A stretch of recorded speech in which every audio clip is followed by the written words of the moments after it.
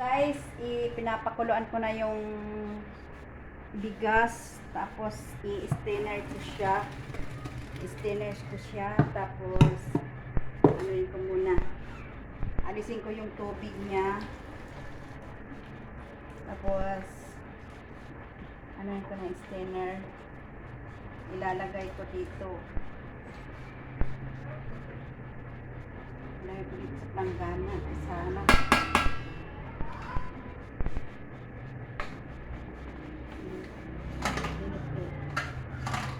May natira pang konti.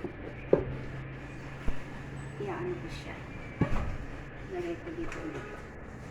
Steamer ko siya. Tapos, ayun. Ano na.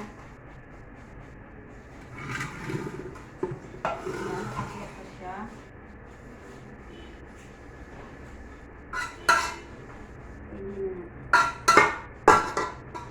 Ayan ko ng konting kanin sa ilalim.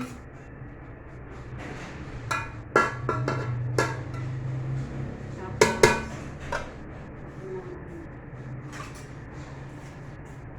wait lang.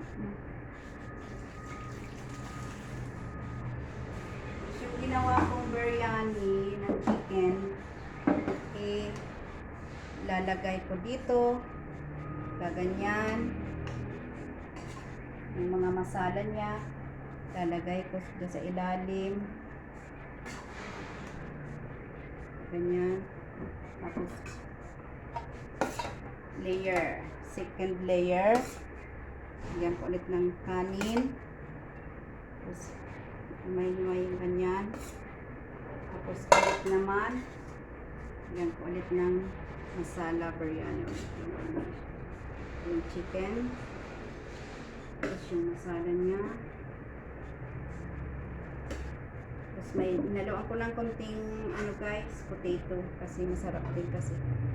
Potato. Tapos third layer, gagalagay ko ulit yung kanin. Dito. Tapos ano ko siya. Ganun ko siya ulit. Tapos lagyan ulit ng yung pang third layer ng chicken. Ang masala niya, lalagay ko ganyan. Tapos konting mantika-mantika, ganyan. Iubos ko na to lahat. Lagyan ko lahat ng masala niya kasi masarap yung ano kasi layer. Tapos yan ko siya dito. Ulit. Ito yung pang fourth layer. Ito naman sa ibabaw tatabunan yung mga chicken at yung mga masala niya. Lagay ko yung plain na rice. Ibabaw. Tapos lagay ko siya. Ganun. Hindi nga, pagkano ko na lang dito para asahan na. Ganun na lang siya.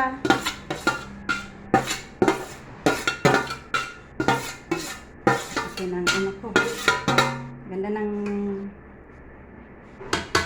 kanin. Ganun ko na lang guys. Sorry, kinamay ko na. Hindi naman malinis na ng kamay ko. Inano ko naman siya. Naghugas naman ako. Yan. Tapos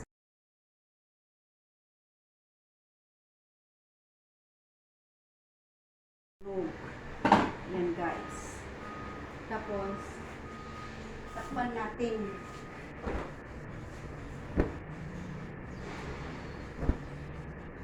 Natin sa ibabaw kasi ano siya parang ayun guys, yan ang biryani ko. Mamaya ipakikita ko kung gaano siya ka naluto. Masarap ang luto.